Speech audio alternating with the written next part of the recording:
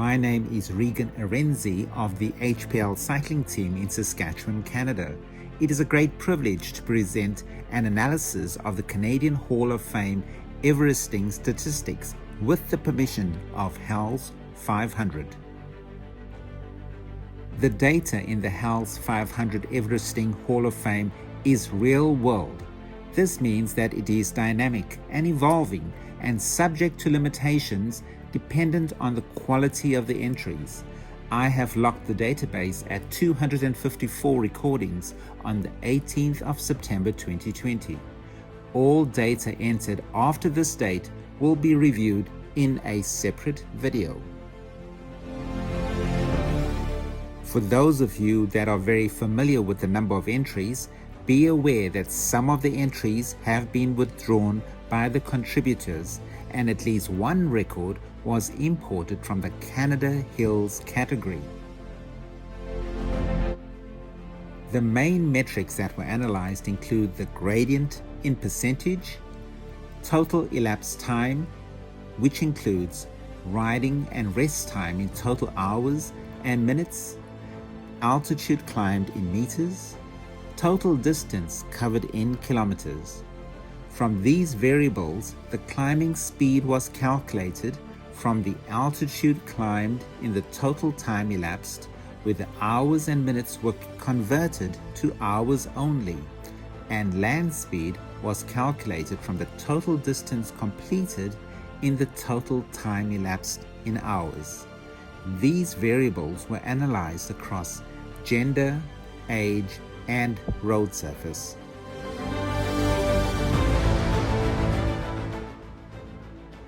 As background, Everesting refers to either running or cycling up a single slope to attain the altitude of Mount Everest, which is at 8,848 meters. This must be completed within a single effort, unless the aim is to achieve multiple Everesting climbs. There are strict rules pertaining to Everesting, and you are advised to visit the HALS 500 website for the details. The first Canadian entries to the Everesting Hall of Fame were added in 2014. Two cyclists from the province of British Columbia and a cyclist from Quebec province each recorded an altitude in excess of 8,848 meters. There was a difference of less than 1% in the gradient of the inclines that they chose to ascend. The number of riders tripled within a year and then gradually increased annually. The year 2017 saw the first female cyclists enter the Hall of Fame. These riders originated from the provinces of Quebec, Alberta, and British Columbia in that order. The gradient varied by almost 4% between these efforts. The quickest of these ascents was in a time of 12 hours and 37 minutes in favor of the rider from Alberta. The COVID-19 pandemic and the subsequent social lockdown saw global competition across many sports suspended indefinitely. This led to many cyclists looking for an alternative goal, and many turned to the Everesting Challenge. This is reflected by the exponential escalation of cyclists participating in the Everest Challenge in 2020. I suspect that since this momentum has been initiated, we will not see a waning of its popularity. British Columbia leads the country in the most number of recorded Everesting ascents. At 114 ascents, this is almost 100% more than the numbers in the closest province, this being the province of Quebec with 67 recorded ascents. Alberta has the third most number of ascents, followed closely by the province of Ontario. Saskatchewan follows in fifth place with 4 ascents recorded in the Everesting Hall of Fame. All other provinces, including the Yukon Territory, have entries in the Everesting Hall of Fame.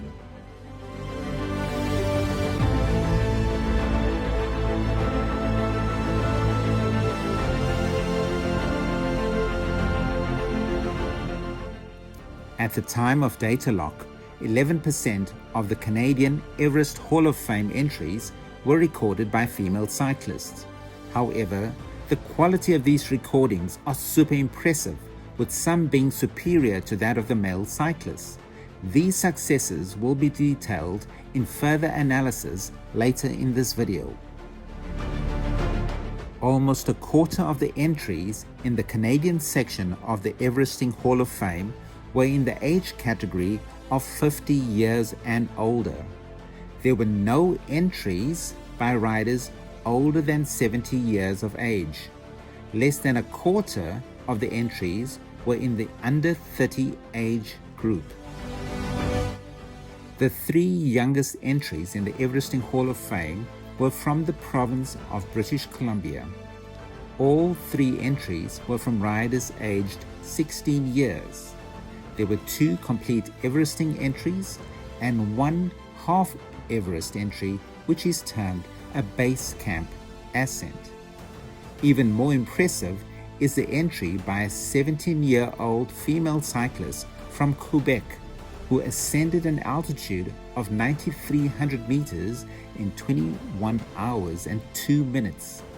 This bodes well for the volume of talent of cycling in Canada.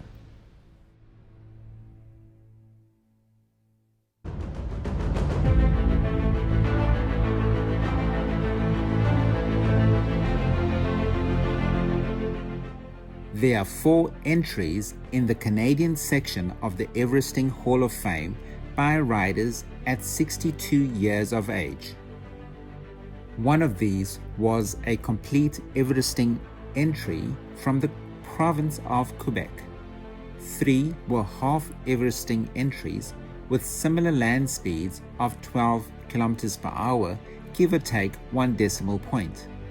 Having struggled to complete a half Everest myself, I totally paid them all the required respect. This graphic illustrates the variability of the gradients chosen by the successful Everest entries across the various age groups. I found it interesting that the most popular gradients were between 5 and 9% across all age groups.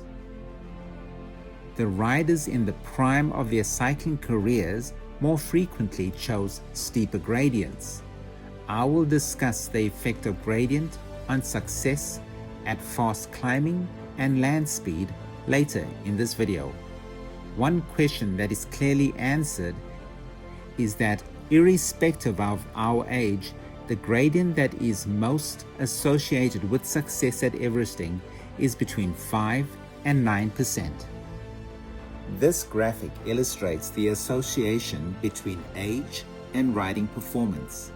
It is clear that there is no association between age and riding performance.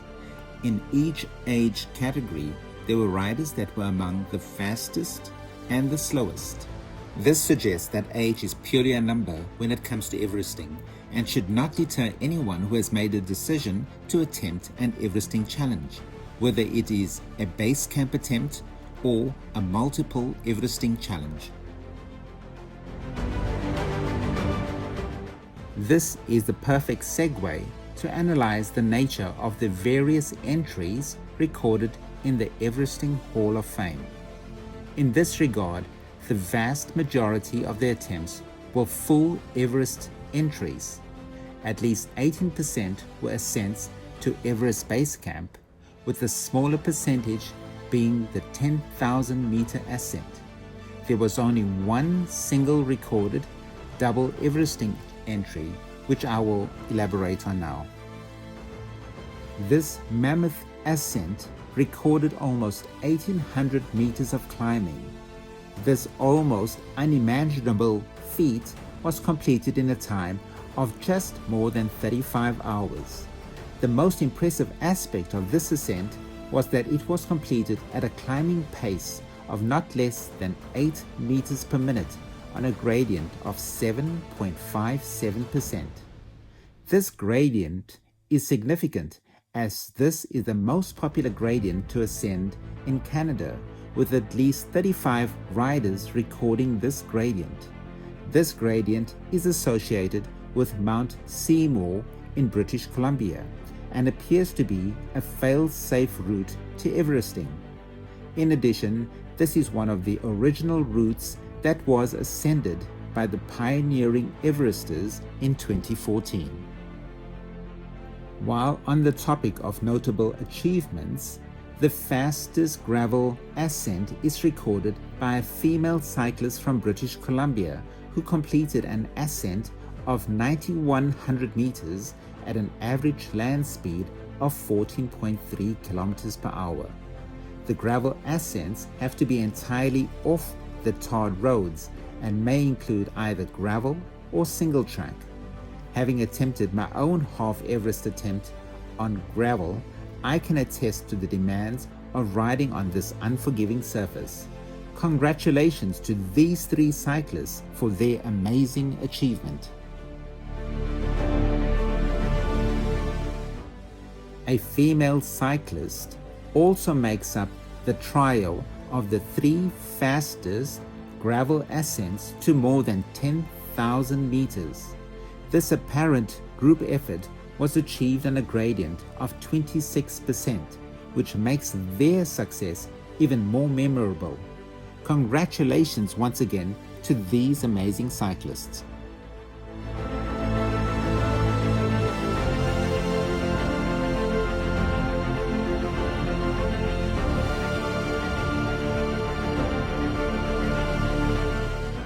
There is a definite logarithmic association between the percentage gradient and the distance traveled to ascend Everest. Steep gradients are associated with short distances and vice versa. There is, however, a definite cluster of attempts that have chosen a middle ground with a range in gradient at between 5 and 10%. And a distance of between 150 and 300 kilometers. I chose to explore some of the efforts at the extremes of this logarithmic curve. Of the three attempts at 39% gradient, two were 10,000 meter ascents and the other was a full Everest. Consistent through each of these attempts was that the climbing speed by far exceeded the land speed. And yes, your eyes do not deceive you. This entry at 8,060 meters was just short of a full Everest. Our hearts go out to this particular cyclist for his valiant attempt. Unfortunately, it is recorded in the Everesting Hall of Fame as a half Everesting entry. At the opposite extreme, the rides with a distance in excess of 480 kilometers were associated with a higher land speed and slower climbing speed. The one exception was the double Everest entry that was characterized by an extremely long ride at the most popular gradient in Canada.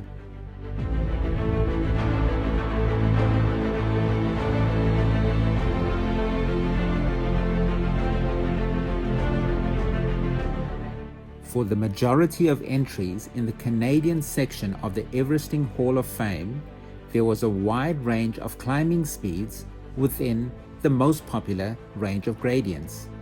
For a smaller proportion of entries, there appeared to be a linear association between the gradient and climbing speed. I suspect that for these specific entries, this probably reflects their amazing strength and fitness. There are many factors that influence climbing speed that are not controlled across these multiple entries. Factors such as the road surface, wind, temperature, and accompanying traffic can all have a negative effect on climbing and land speed performance. So although I will present this series of ascents as the fastest climbing entries, all these factors must be considered in their appreciation. The three fastest female climbers completed their challenges in British Columbia. 2 were on the hugely popular gradient of 7.57%, and the fastest climbing speed was just over 11 meters per minute and a land speed in excess of 19 kilometers per hour. The fastest base camp climbs were completed in Ontario at a climbing speed of 14 meters per minute.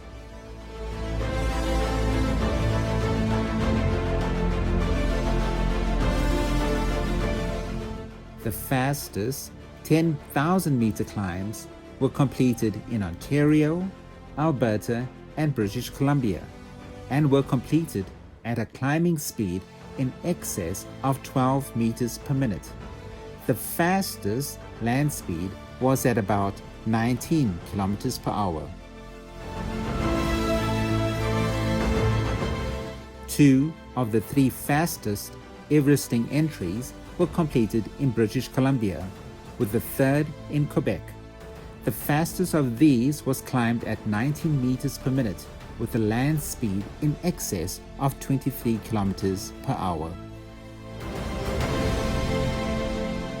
This graphic represents the logarithmic relationship between gradient and land speed.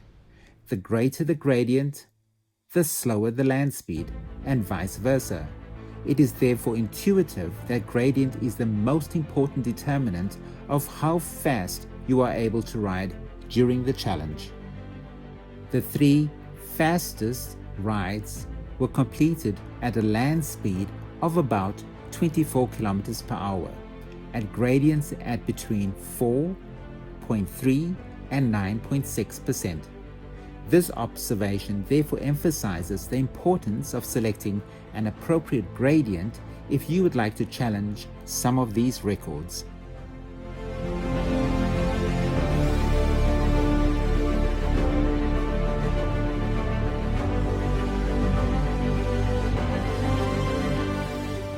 Combining land speed and climbing speed allows a better appreciation of the fastest and strongest entries to the Canadian section of the Everest Hall of Fame.